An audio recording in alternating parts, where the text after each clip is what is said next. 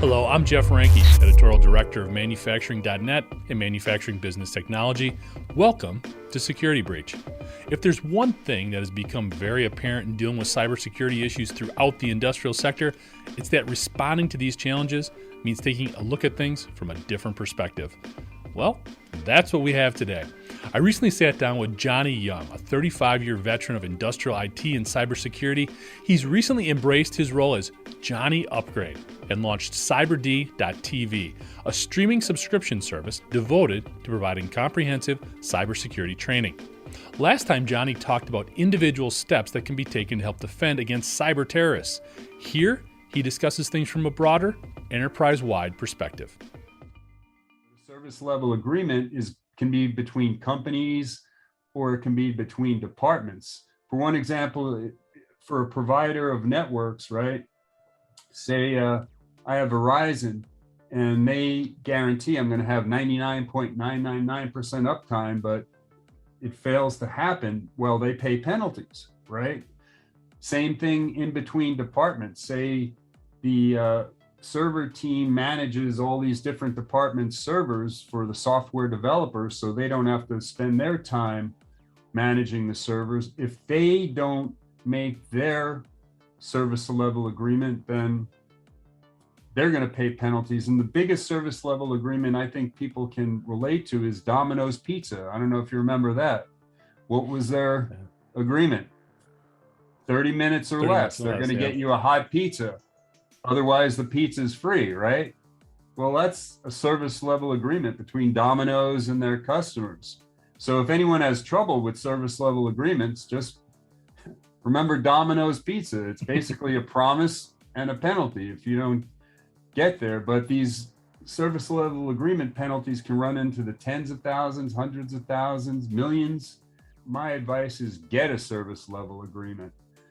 And if you're going to get a service level agreement, don't get a 3.9 service level agreement, get a 5.9 service level agreement.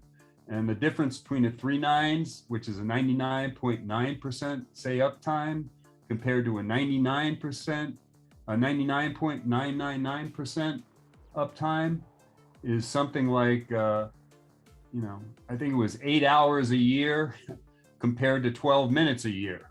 Because there's a lot of stakeholders within the industrial enterprise who understand that investments need to be made in cybersecurity, but it can be tough, as you probably have had experience with, in getting those funds sort of available to them when you go up the food chain. What advice could you give to some of our readers, our viewers, as they encounter that type of situation? Scarlett's got some thoughts. It's getting easier. It's getting a lot easier because when I was trying to get budgets, it was considered overhead because not much was happening. Why would a company, smaller companies, spend $1 million on security when there's hardly anything happening, right? Well, as time went on, obviously, cybersecurity became more mainstream. And just the last year alone, 250 American hospitals spent over $100 million in ransoms to one single hacker group in Europe. I don't want to mangle their name. I think it's Ryuk, R-I-U-K, I believe. Okay. But they got $100 million, one single group out of 250 hospitals. So that shows you how deep it can go. The ransomware thing is just out of control right now. And, and that's where we go to the employee training again, because that's the phishing exploits, that's the malware, that's spear phishing, where they target certain people. It's not hard to find out who's, the head of HR or who's the head of medical records for a hospital. Right. And once they have those locked down, I was reading about hospitals that had to turn away ambulances with sick or wounded patients because, the power was out, or they had, no way to diagnose anything. Their equipment was down, So these hackers are heartless bastards, basically, and they're killing people or seriously wounding them. And that really is one of the main reasons why I'm trying to get the awareness level up a lot higher. And Absolutely. Ransomware is bad. Malicious software can expose things like employee personnel records.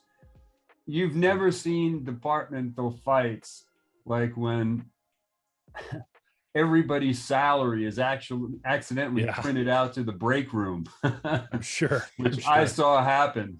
Ransomware. Got to get your take on this one. Do you pay? Do you not pay? Yes. What's your opinion? Initially, you pay. What else are you going to do? Close down your business? If you're a hospital and you can't take in any patients, you're losing, some of them $1 million a day or more. You got to pay. And they'll go and they're able to do what they did again. That's the problem is, when you pay, they may want to come back to you and get more. But when you pay and you get it, unlocked all those records and you're able to work again, you can secure things and you can work in the background. And also law enforcement can look for these people, because that's also good news, is that as hackers, sort of have evolved, law enforcement has evolved, and they're able to track them down. In fact, hacking groups are giving back money to get the heat off them. And that's why I advocate a lot of hackers to just, I have a series, I'm going to put out there why hackers need to stop hacking. It's a career that doesn't have a long lifespan.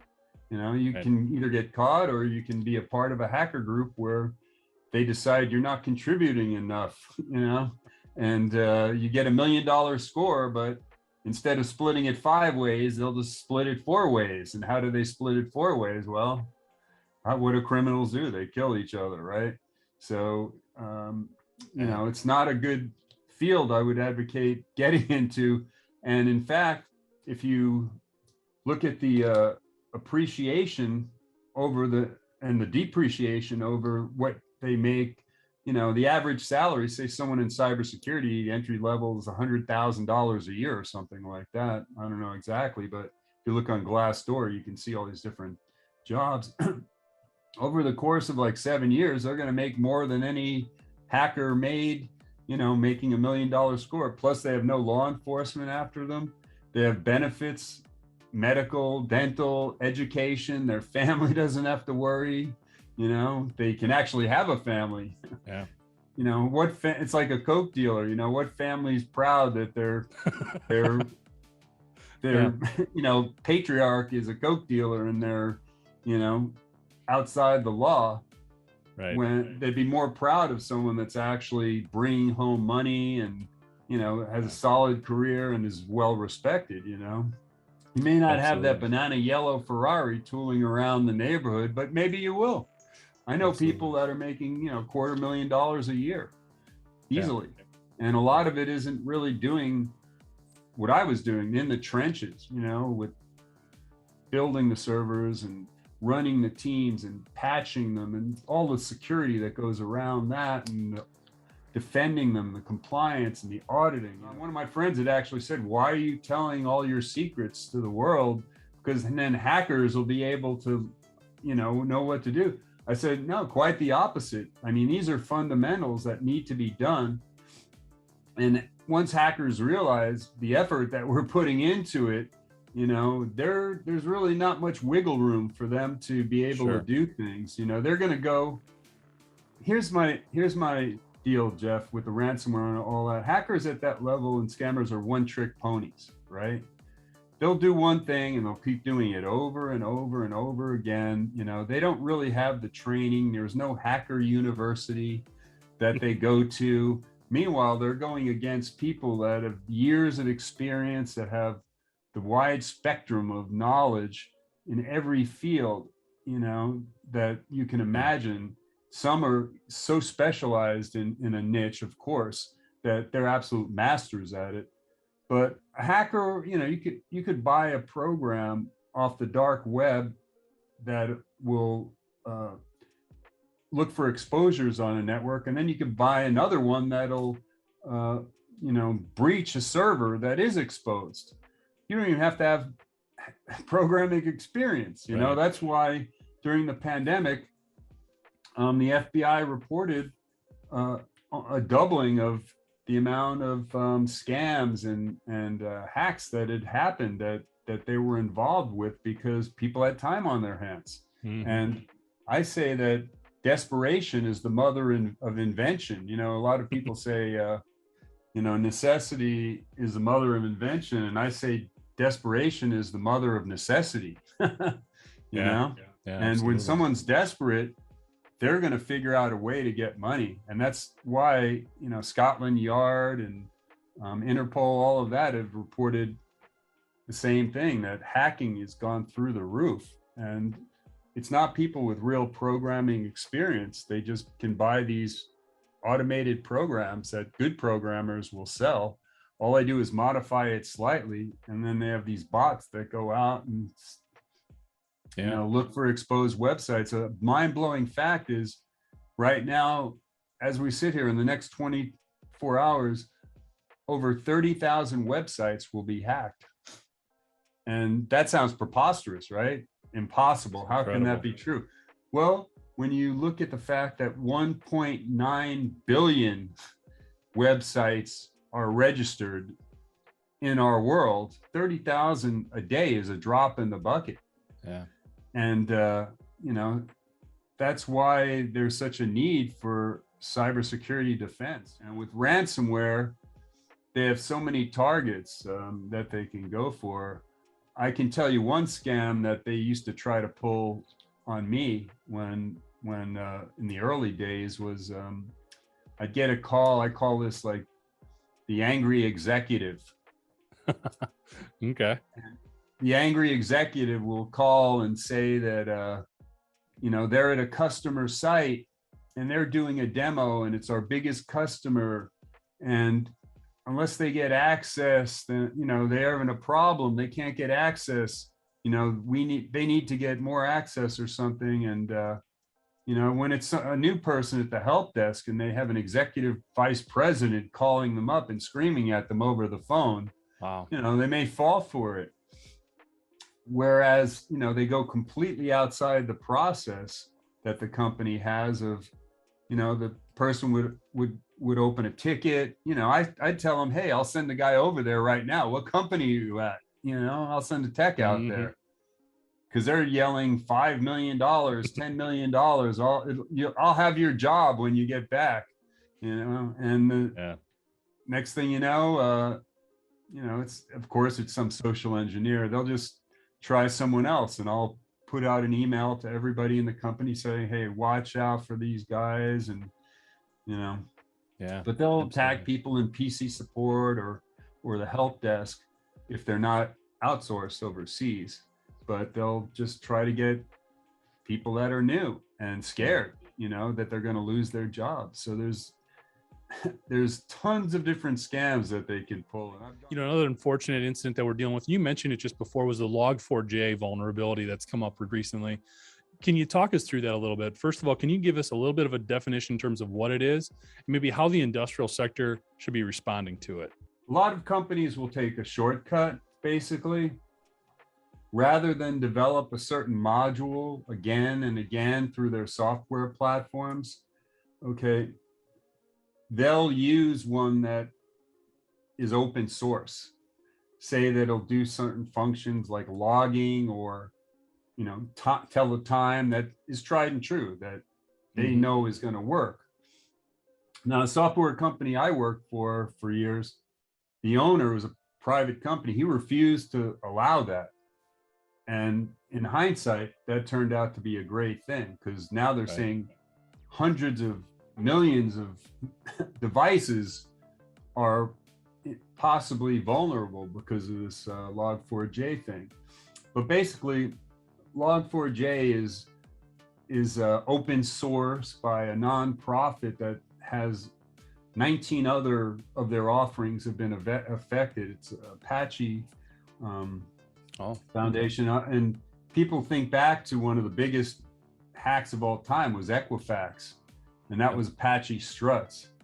And they did the same thing. Apache Struts is affected on this too. So basically, what you call this kind of software is middleware. Basically, it's the glue that holds the application and maybe the device or the operating system together, so that the application software development company doesn't have to go through it and do all of these different things. They can use that. Well, that's great. You save software development time. The downside is now you've got an exploit in there that you've got to patch. And I've got to say, from my experience, when I was working at IBM, I had to patch. Apache was coming up all the time, and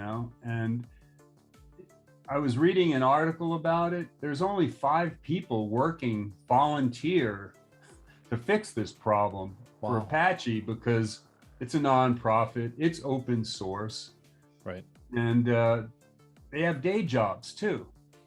So they're saying they're getting only a couple hours of sleep while they're doing. I mean, literally, should something be out there that can affect hundreds of millions of devices and thousands or a million companies? I don't think so. I'd stay away, but you can't. Once it's out there, it's out there. Absolutely. And there's some major applications on the enterprise that cost hundreds of thousands of dollars for the application itself, that are using these components that are embedded in their own software to do some of these functions. And it's a shame, really. And I've had to patch these open source products so many times, but they're free and they're good until there's a problem. Johnny, I got to tell you, this has been tremendous. I'm really grateful for your time. Really glad Scarlett could come and hang out a little bit on your right shoulder and offer some input as well. For more information on the stuff that JohnE Upgrade offers, you can go to www.cyber.tv. Check out his videos. CyberD. CYBRD.tv. Yeah, people can sign up through the web, and I'm going to put a code up there. It's going to be Jeff.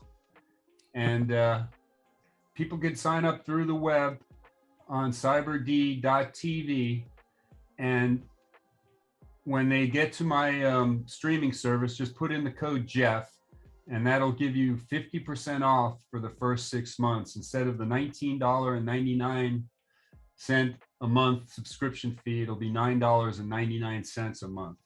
And that will allow them to unlock everything in my collections automatically unlocked. That's over 250 videos. And there's so much more that's going to go up there. But it'll be a while before people get through that.